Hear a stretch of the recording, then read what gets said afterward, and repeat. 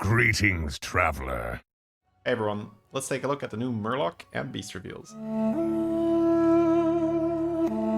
For this video, we're going to start out with the removed cards. That's going to make it a little bit easier to think about which combos will be available to us and which are not. For this first page, there's really not much going on. It's mostly just early game filler stuff, nothing game breaking. Then on the next page, we do have quite some important units going. Lock Prince, which is a central piece in the Hunter of Gather Lock Prince combo, but you know, that's not going to be available anyway. Fairy Guildmother is a really solid 4-drop to take. Super good economy early. Also very often more than just economy, gives you some buffs from those Murlocs you're getting. Then Neon Agent is a crazy good early game triple. Super good to get early economy rolling. No more cloning conch, also very useful for Murloc. And then Burglar out, so a lot of the hand buff support goes in that regard, but we're going to see that there's some replacements for that. First up, we have the Flighty Scout. This is already a great example of how hand buffing is definitely still going to be a thing. If this minion is in your hand, summon a copy of it.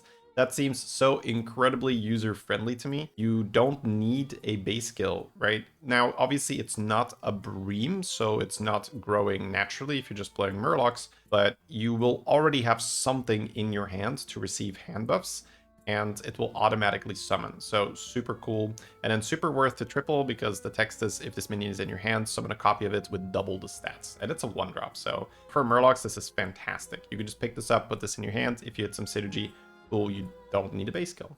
Really nice. And we have the Grimscale Elegist. At the end of your turn, give a friendly minion and the minion in your hand +1/+1. So we already see some synergy. If we pick up the Flighty Scout on turn 1, and then on turn 3, tier 2, we hit the Elegist, we can already buff it in our hand. And the buff will not go to waste because we, in terms of tempo, we do get to summon the card in our hand. So very fun. Shoalfin Mystic. Battlecry your tavern spells that give stats grant an extra +1 health this game. I can already see a combination where you have Bran on your board and then you play Primal Fin and then you discover Mystic and then you play Mystic and then your tavern spells get a lot of buffs. I can see how this is going to be a very fun unit to pick up while you're APMing, especially if it comes for free through Tad or Primal Fin. Then we have a new spell, Seafood Stew. You give a minion +1/+1 for each bonus keyword it has. So while there were some bonus keyword cards rotating out, such as the Stealth Murloc and the Murloc that buffed for each keyword, we still see that there's going to be keyword support and payoffs. Then on tier 4, we have Apprentice of 7. With a battle cry, give a Murloc +4/+4 and a random bonus keyword. That's okay, especially with Bran. If you have that on the board, you can throw some keywords there. But it says give a Murloc, not another Murloc, so it can buff itself, assuming you trigger it randomly with Murkai, right? If you play it, I'm sure that you will be able to target it. It doesn't say random Murloc. So it's okay early on, I would say. Really nice if you have a brand and you could focus fire some keywords on something. Make sure you get the Divine Shield and the Venomous and the Reborn and stuff.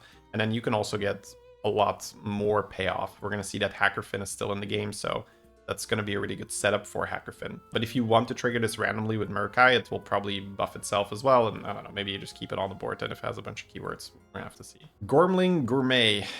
Gormling Gourmet. Taunt, Battlecry, and Death Rattle get a Seafood Stew. We just saw that earlier. That can be a pretty decent payoff if you have a lot of the keywords already. The Seafood Stew gives 1/1 for each bonus keyword, meaning that if we get +6/6 for all the keywords, but, and here's a big but, if you have a lot of tavern spell increases, this is a great unit to farm those tavern spells with. So this is really a payoff in a tavern spell buffing build, I would say, where you can use other mechanics to trigger this, right? You can use Titus to increase the death rattle. You could use a Macaw to farm anything that triggers battle cries or death rattles or amplifies that. That's really the power of this card. We're going to see that a lot with this expansion. There is a heavy emphasis on buffing the effectiveness of your tavern spells. So you need cards that can then supply you with a lot of tavern spells that actually do some buffing. And this is a great example of that. Now we have the new 6-drop Murkbrine Expeditioner. On Divine Shield, after this gains stats, also give the stats to the leftmost minion in your hand. That immediately makes us think about the 1-drop that automatically summons. We can have that in our hands, put a lot of stats on the Murkbrine, give this all the keywords, and then, Hackerman payoff and all the other buffs that we can throw on this. and then the minion in our hand is just gonna get huge. And then the golden minion is, you know, double the stats. So you could have a few of these on your board, and then AoE buff with the Hacker Fin or Tavern spells, right? You could throw a lot of Tavern spells on this guy when you have a lot of Tavern spell increase, and you just create this huge minion in your hand. And we have some returning cards. Skyfin, we already covered this in a dragon. You know, we all know what this does. Base skill is going to be a tier 3 now, and from what I can tell, it still does the same. Summon the highest health Murloc from your hand for this combat only, right? So that just means we get to do that once per combat. On tier 3, base skill is a very crazy endgame card. A lot of endgames revolve around just getting as many base skills as possible because, one, it's good to scam someone. You can add a lot of belchers and just in general summon more stuff to proc divine shields. And it's also good anti-scam because it's sort of like all-purpose fish. You can try to avoid the other person's Venomous and Leroy's by having a lot of base skills of your own and then having a few big units. It makes it very difficult for the opponent to actually target those Venomous and insta-kill mechanics into your big minions if you just have a lot of extra minions. Scarafin is back. Give a random minion in your hand 5/5 on Death Rattle. That is a wonderful early game card if you have the Scout. This is really the issue with Scourfin. You used to play this with Feathermane, which was a unit that would automatically get summoned if a beast died, I think. That was a condition, but you essentially didn't need base skill for it.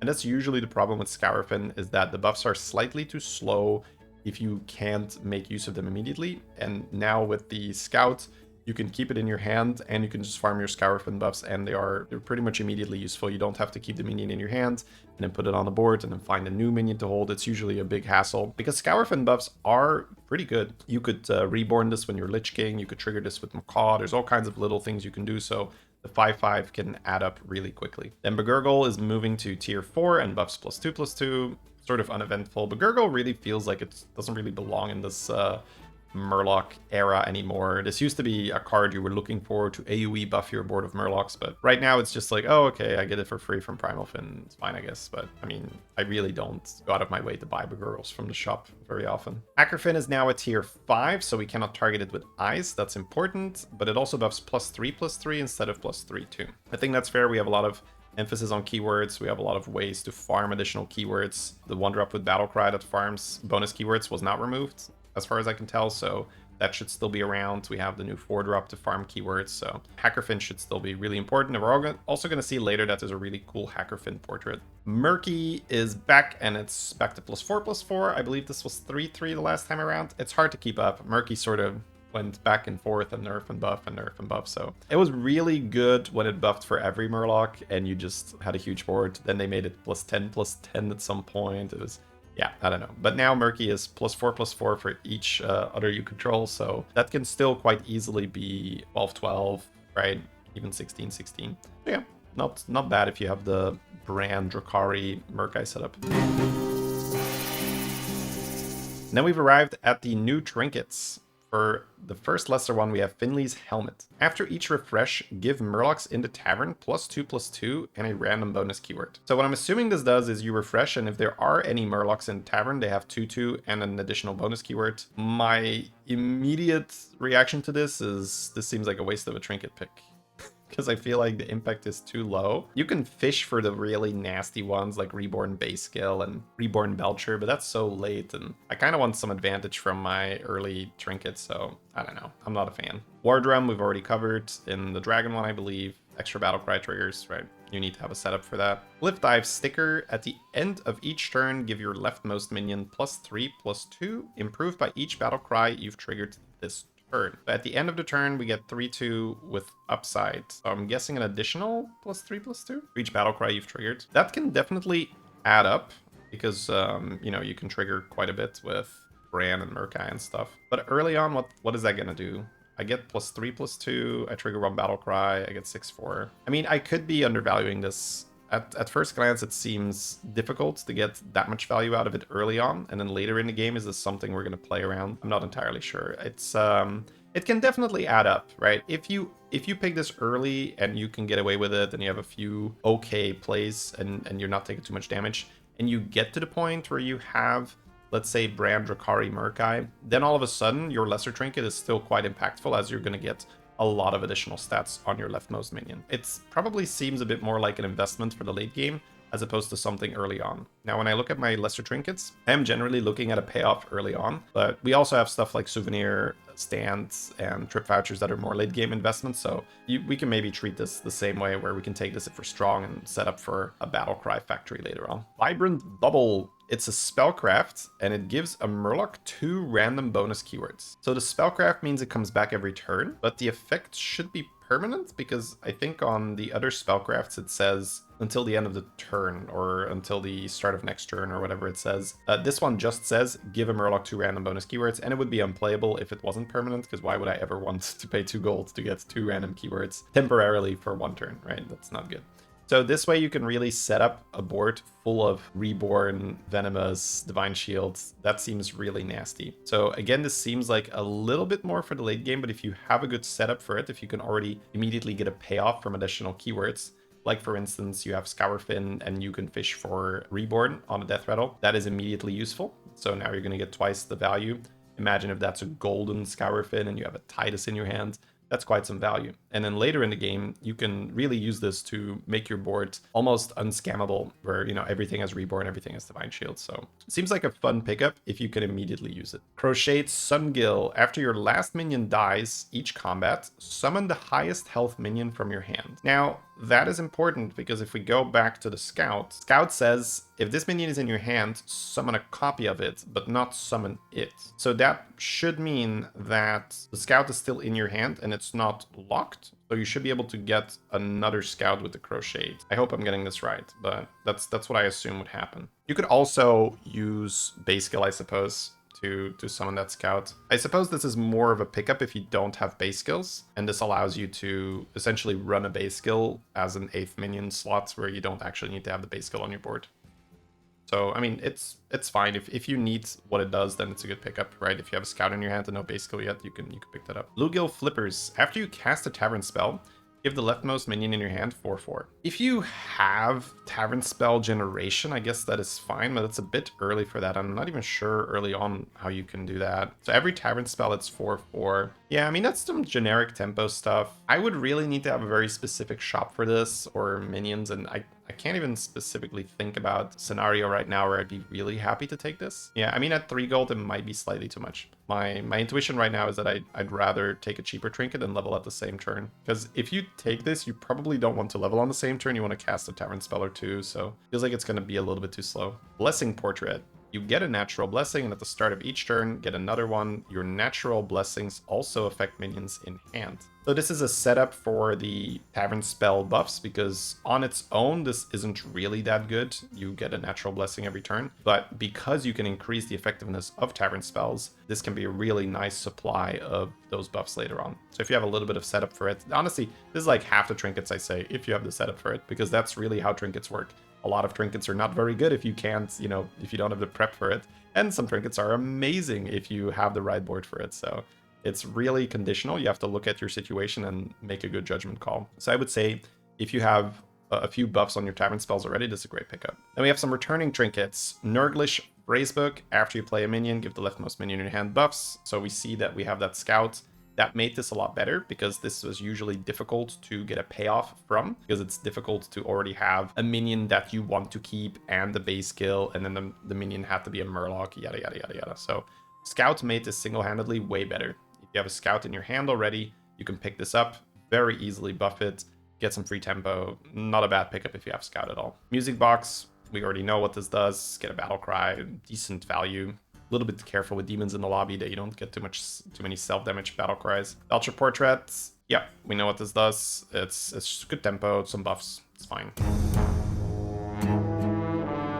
And we have a new greater trinket, Morgul Portraits. You get Tide Oracle Morgul. Oh lord. Yeah, this with base skill is really annoying. Because you keep the Morg in your hand and then summon it with base skill, and then the Morg can buff itself, and then you just keep getting it like that. I mean, there's probably ways to copy this. Wisdom Ball? I think Wisdom Ball's still in? I'm not sure. I assume so. So you could get a copy like that. Probably some other gimmicky mechanic you could do. You could be Zarek and copy this. You'd have to play it then. But yeah, Morgul is, yeah, it's a good card. Now, the question is, if you get it on turn 9, is it still impactful enough? I guess if you don't have a great game plan, it's nice to pick up because then you can get lucky and you can benefit from someone else's success and, you know, hit a huge taunt where they did farm a lot of stats and then you yoink those stats and now you're also big without having to do the work. So it's probably a better pick if you're not in an amazing position and you're just trying to get lucky and benefit from someone else's stats. We got base skill portrait for 2 gold. You get a base skill. After you summon a Murloc in combat, give a divine shield. Oh, yeah, getting these two together would be broken. I guess that's something for buttons, huh? Buttons could do that, and Trip Vouchers could do it too. You get a Morg, and then you give it shield. That makes the Morg so much better, because now not only do you get a shield on your poison, you also drastically increase the chance that it's going to actually farm some stats, which then makes it bigger, which then makes it more likely that it's going to farm even more stats, and it's really a snowball effect like that. If you somehow get the Morg portrait as well, this seems nasty. And overall, this is still good. If you have scouts in your hand, if you have that set up with base skill, then yeah, this is a really nice way to gain a lot of tempo immediately. Toxic Stinger. At the end of each turn, give a random friendly Murloc 7/7 and venomous. That is disgusting, and I'm disappointed in you, Blizzard. What is this toxic trinket? This is crazy. I mean, the way how I look at this trinket is I'm not doing so hot. Let me just go scam. But honestly, that's how the Murloc type as general feels to me a lot of the time. You really have to be giga high rolling with Bran and, you know, Core Group and Neon Agent, but both of those have been removed.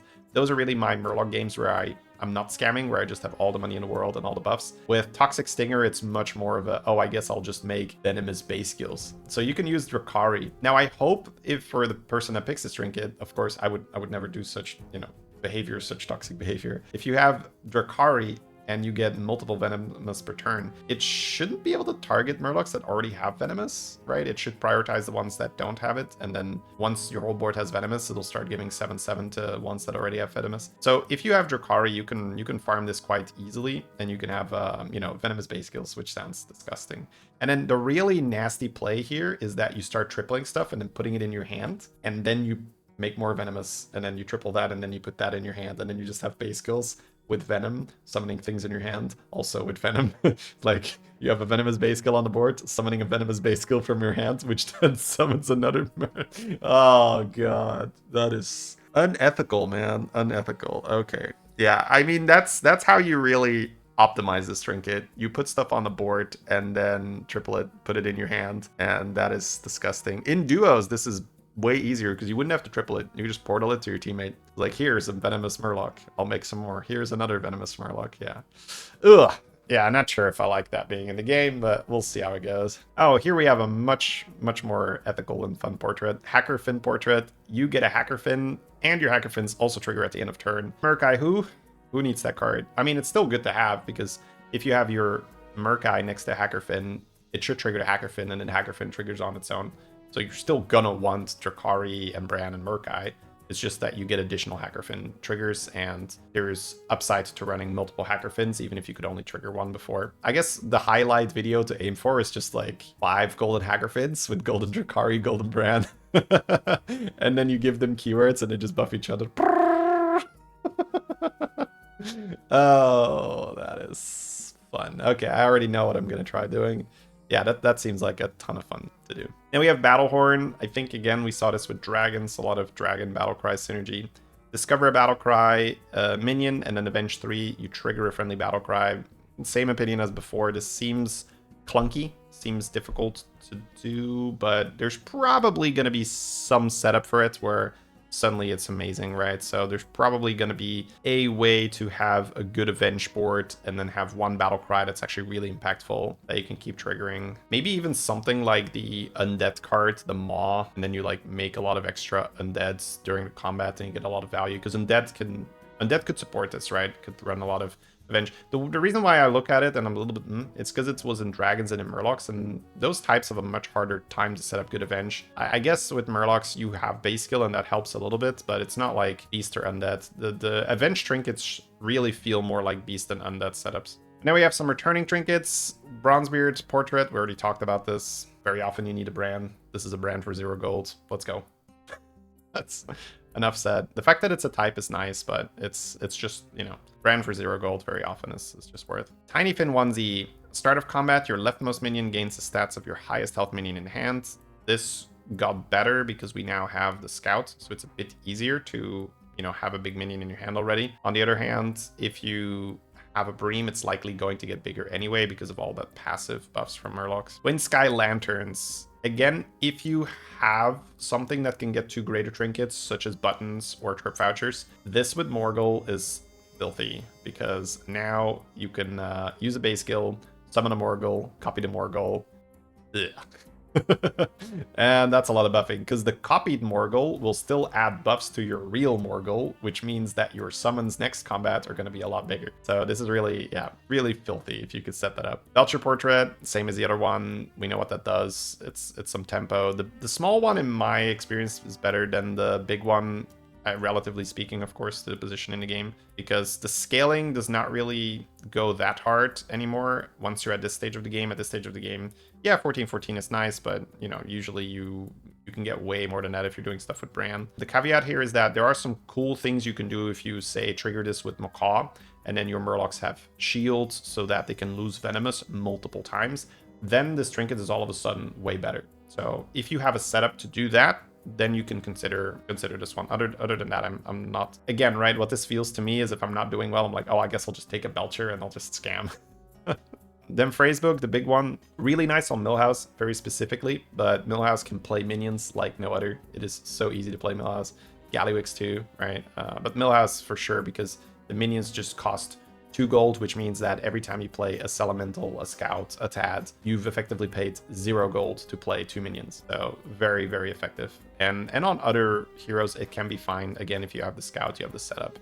But specifically, Millhouse loves this trinket. Essence of Dreams, amazing if you have a target and a brand, and, not very good if you don't. So like a lot of trinkets, it's all about the setup. But very nice, insane value if you have something like Golden Primal Fin with Bran on your board. Oh my god, that is just, full Murloc every turn.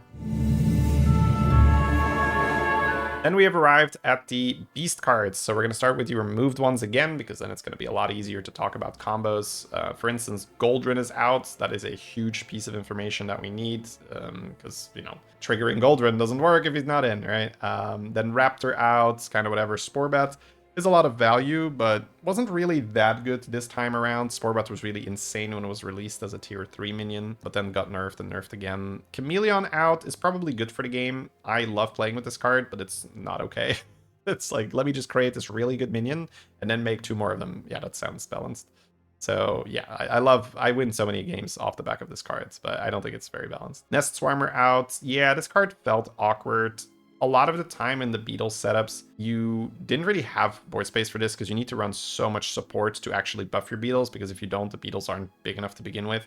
So this was really a card you really, you bought at the very end to get some payoff, but always felt awkward when you saw it on tier 5s. Like, oh, should I buy it yet? Should I not? Like, oh, I bought it too early. My board is weird now.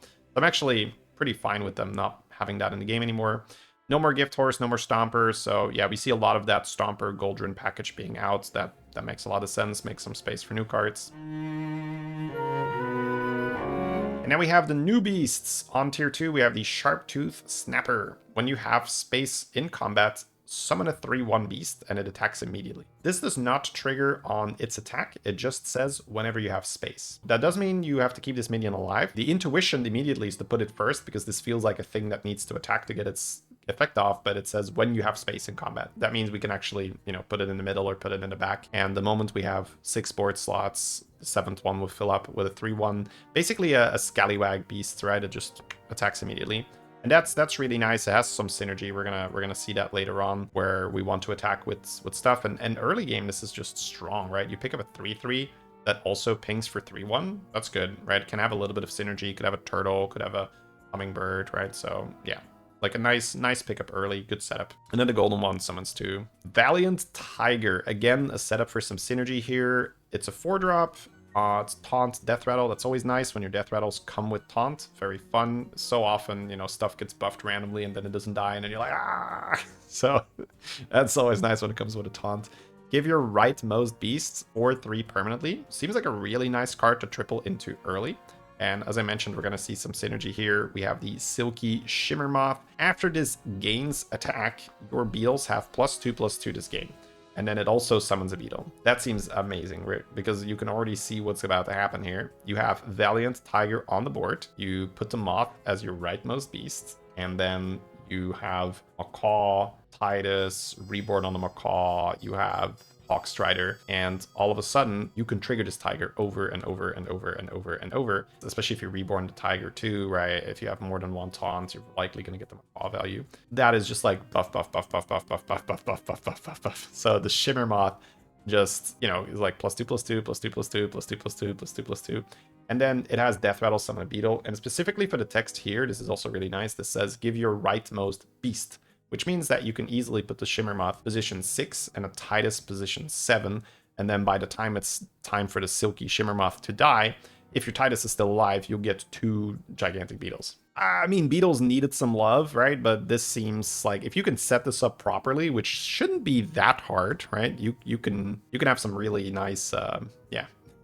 You can have a really nice setup. And this is also perma buffs, right? So you're just gonna have this huge Shimmer Moth, which is generally also good because that means you can reborn it and it will usually not die too early so that you will actually get the beetles and the reborn value. That becomes more important when it's golden. If it's golden, you really want this to be huge so that if for whatever reason you don't have the board space when this attacks, it doesn't die and mess up the reborn. It'll just attack, value trade. Sure, your Titus might die, but if you're already summoning 2 beetles, you really just want to get the reborn value, because then you'll get 2 more, and that just seems good. So maybe my math is a little off on this, but this seems like you're going to get some big beetles. This seems like a lot of beetles, or very high-statted beetles, at least. So we'll see. Again, maybe there's something different about the interaction. Maybe it's not like 4-3, 4-3, 4-3. Maybe it's just like all the buffs in one go. Potentially how it works, but you know, let me know in the comments how do you guys think this works and how big are these beetles getting exactly? Like if we have, let's say, maybe not a fully ideal setup, but like a pretty good setup with like Titus and chicken and stuff. I'm quite curious because this, to me, right at first glance, looks strong. But, you know, we're going to be able to test the cards on Friday. Again, guys, make sure you're around for that because that looks really good. Then we have returned cards. Alley Cat. It's been so long. My beauty. Oh, this is little story time. I love playing with Jandice. Jandice is in my top 5 most winning heroes ever. And the fun thing is, like, I've played her a little bit recently just for like old time's sake, and actually did pretty well because that's some cool synergy with it with the anomalies. But she was the queen, right, of the heroes back when you had Alley Cat and you had Murloc Tidehunter, for the simple reason that you could switch the Alley Cat back into the shop, buy it, play it again, and now you have 2 of the tokens. And now if you can swap it again in the shop, play it again, you have 3 tokens, it triples, you put it in your hand, and now you have a golden card on demand. And you're not even losing that much tempo because you have a 2/2 in your hand, right? So whether you play that or not, it doesn't make that big a difference. So you can hold it for an extra, you know, 4-drop or 5-drop, whatever you want. And the cool thing as well, it works with Bran. So you can put Bran on the board, you play Alley Cat, you get 2 tokens, switch the Alley Cat back in the shop, buy it again, play it again, get 2 tokens, triple, play another cat, 2 more tokens, triple again. So there's so many cool things you can do with Jandice when these things are in the game. So yeah, that's already a heads up for those of you who've never played with Alley Cat. It's much stronger than it seems for that reason. It's super easy to triple. It's economy on tier 1 that is bonkers. So if you have the choice between this or like a 3/3, do not hesitate. Just put 2 1/1s on your board. It's way better. When turn 3 rolls around, at the very least, you can just sell a 1/1 and then buy 2 cards. And if you have a 3/3, you can't do that. So it's, yeah, super good 1-drop. Snapjaw, after a friendly beast dies, gain +1 health permanently. So this is no longer when a friendly beast gets summoned, and this seems just straight up better in the early game. It's way easier to get a bunch of beasts to die rather than summon. You know, for instance, Alley Cat on your board. If you have 2 of them, then every combat, the Alley Cat alone can add 2 health to the Snapjaw. So seems way better like this.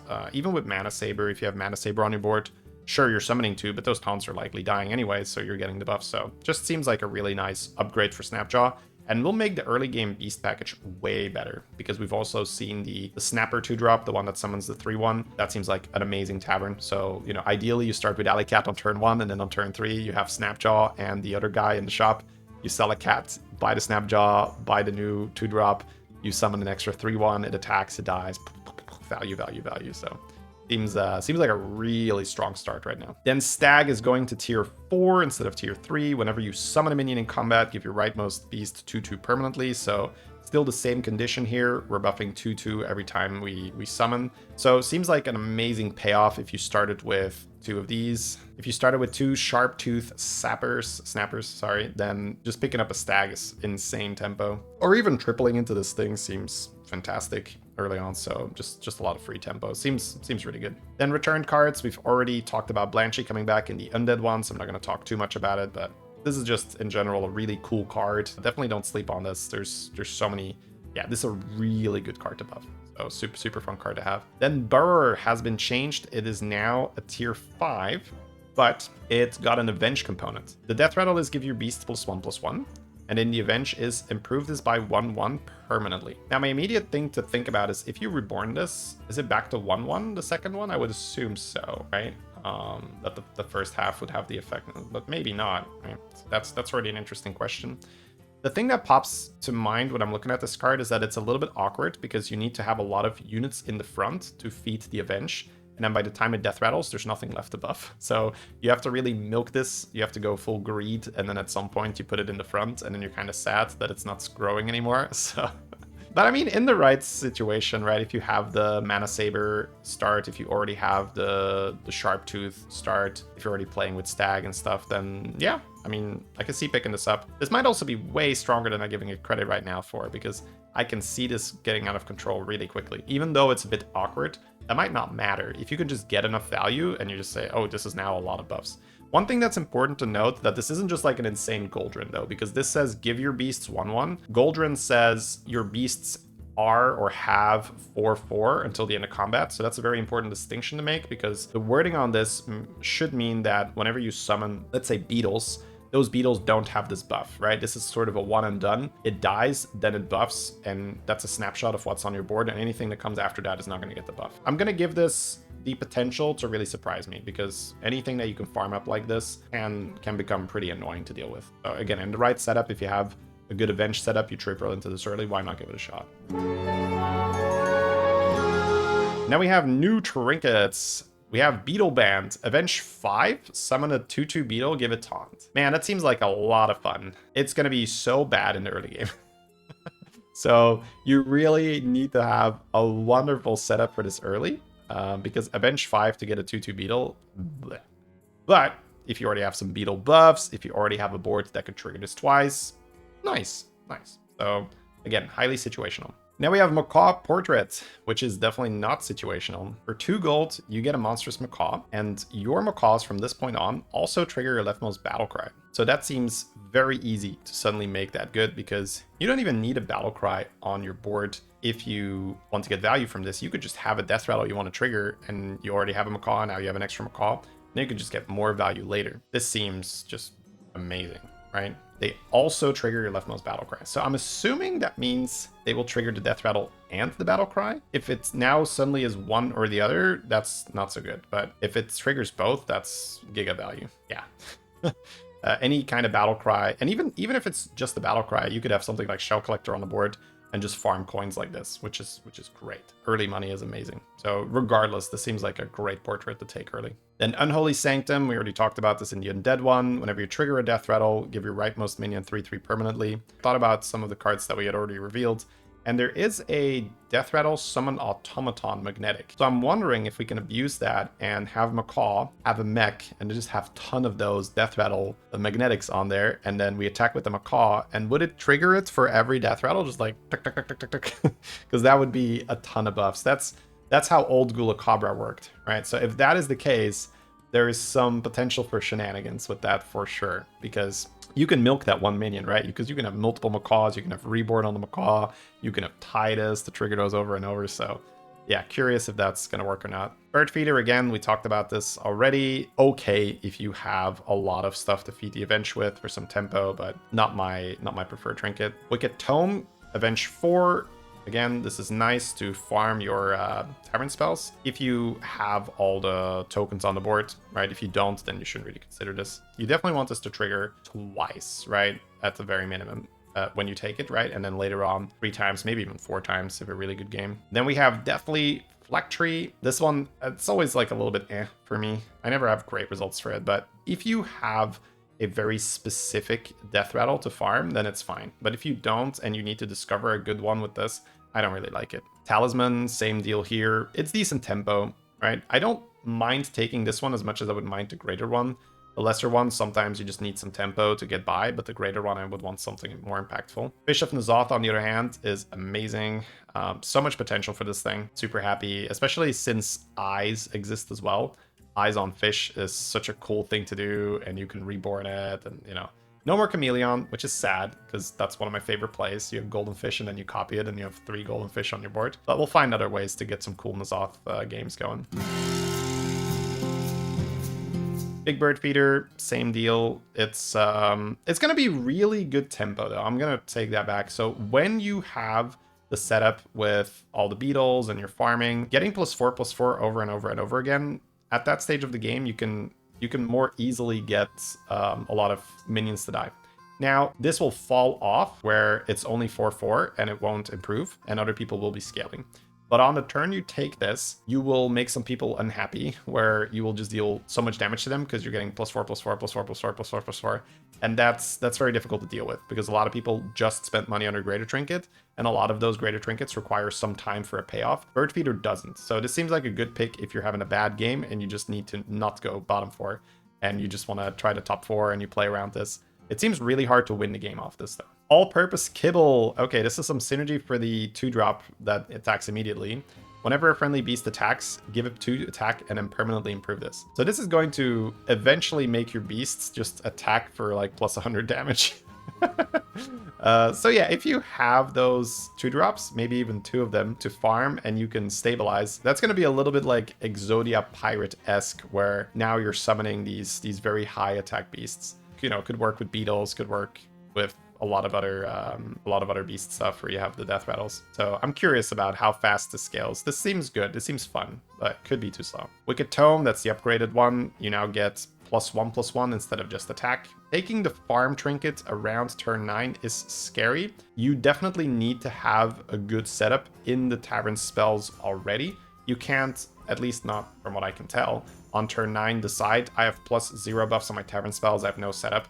Let's just take this and start farming now. It really seems like something you take when you've already done quite some buffing and you just want to continue going down that road and you want something that gives you extra buffs. Herald sticker. Oh man, I wish this was chicken sticker. All right, start of combat, trigger all friendly death rattles. I'm sure there's something broken with that, but there is no more Goldren, right? So that's gonna be a little trickier, but it's all death rattles. And you don't need to have the Herald on your board, so that's cool. I can't immediately think of something, oh, that's insanely broken, but I'm gonna let you guys do that, so you guys can let me know in the comments, where is this not okay if you just trigger every death rattle? I guess with the trinket that buffs, right? The buffs the rightmost minion, maybe that one. Beetle Band, avenge 6, summon 2 beetles, give them taunt. Okay, so the cool thing with this is that you only need to really have 4 minions die because you summon 2 beetles, which would then feed the next avenge. So this is really avenge 6 and then avenge 4 from then on. If you have stats on your beetles, that is nasty, because that is just beetles with taunt and more beetles with taunt and more beetles with taunt. Because you can easily build a board that can just keep on spawning stuff. And then because it has taunt, it's going to protect your Titus, which is going to make it more likely you get even more and even more and even more. So especially if your beetles are in the sweet spots where they're big enough to really cause a lot of trouble for the opponent, but they're small enough to die in one hit. So then your opponent will hit, kill one, then you have your death rattle guy die, you don't lose too much value. They hit, they kill one, you hit again, and then, you know, you get 2 more, and on and on and on it goes. The problem I can see with this is that early in the fight, you're not going to have 2 board spaces, so you're going to have to think about it a little bit. You have to plan, okay, with clever use of taunt and positioning, can I make it so that when I have my 6th minion die, that I'll have 2 board spaces guaranteed and not just 1, because you really want to get, you know, the 2 beetles. So that's probably going to be something to think about. I guess without Mech Horse in the game, right? Mech Horse is really good at continuing to fill up the board. This is probably, you know, easier than I'm making it sound, because you can have something like a Reborn Taunt to help out, and then, you know, 1 or 2 death rattles in the front. It's really Titus that makes it awkward. If you have Golden Titus, very often a death rattle dies and then fills your board, and then this thing procs, and then you only have 1 board space. That's probably the only time when it's difficult to do that. But yeah, seems amazing if you're already in beetles. Unholy Sanctum, you know, we already talked about that. There's some potential here with Death Rattle stacking. Kel'Thuzad, Drakari, right? And just proc, proc, proc, proc, proc. Feral Talisman, I talked about this earlier. Again, this is, you know, generally, if you have to take this, you're not super happy because that means you're in trouble and you want the instant buff, and your greater trinket is generally not so fun to play with if you have to take this. And then lastly, we get Rivenair Portrait. We already talked about this. Broken when it had stealth. Really interesting with the Small Sanctum. Small Sanctum, get a lot of buff on Titus, and then during the combat, double the health of Titus. So I think that's sort of a new synergy that we're gonna have to explore, because it just seems so much fun to put a lot of stats on this with Tavern spells and then the Small Sanctum. Or if you're buttons or you have trip vouchers, you could get Big Sanctum and Rivenair Portrait. So those are some cool synergies I'm already seeing. And with that, we have had the final reveal for Season 10. I hope you guys enjoyed these series. We put a lot of time and effort in them, so hope it's appreciated. As always, guys, if there is anything that I missed, some cool combo you want to point out, please let me know in the comments. I do read all of them on all our reveal videos. I am curious. And if you want to see all these cards in action before they hit the live servers, make sure to tune into my Twitch stream on Friday. That's going to be at 6 p.m. CST, because that's when all the streamers and YouTubers are going to be playing with these new cards against each other, and then we can see what's going to be strong, get a little bit of an idea what to play on day one when the cards actually hit the live servers. All right, thank you guys for watching. I'll see you next time.